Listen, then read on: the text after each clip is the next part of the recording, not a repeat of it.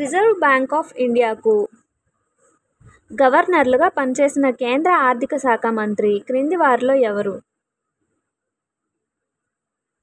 1 మరియు 3 అంటండి. 1 YB Chavan, 3 Manmohan Singh. Next, all India institution for judicial education, research and training ఎక్కడ ఏర్పాటు చేయడం జరిగింది? భోపాల్.